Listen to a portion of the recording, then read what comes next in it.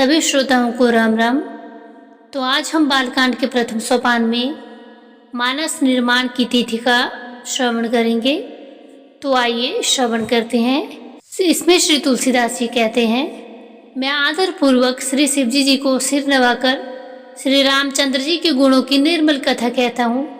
श्री हरि के चरणों पर सिर रखकर संवत 1631 में इस कथा का आरंभ करता हूँ। नौमी भौम बार मधुमासा अवधपुरी यह चरित प्रकाशा। चैत्र मास की नवमी तिथि मंगलवार को श्री अयोध्या जी में यह चरित्र प्रकाशित हुआ।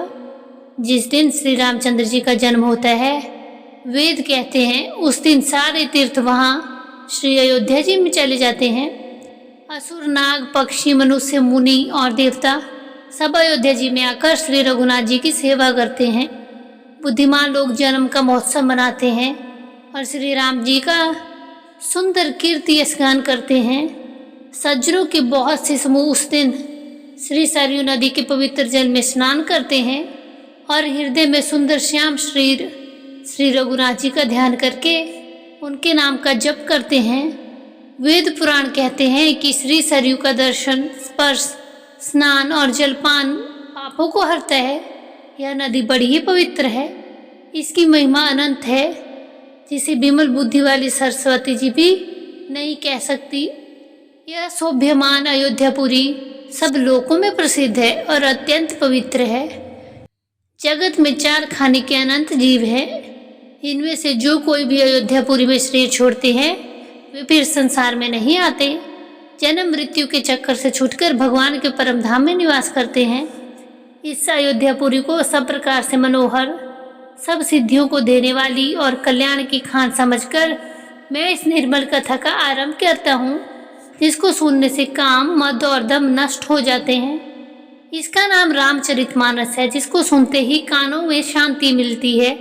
मन रूपी हाथी विषय रूपी दावानल में जल रहा है, वह यदि इस रामचरितमानस रूपी सरोवर में आ पड़े तो सुखी हो जाता है। यह रामचरितमानस मुनियों का प्रिय है। इस सुहावने और पवित्र मानस की शिवजी जी ने रचना की है। यह तीनों प्रकार के दोषों, दुखों और दरिद्रता तथा कलयुग के कुचालों और सब पापों का नाश करने वाला है। श्री महादेव जी ने इसको रचकर अपने मन में रखा था और अवसर पाकर पार्वती जी से कहा।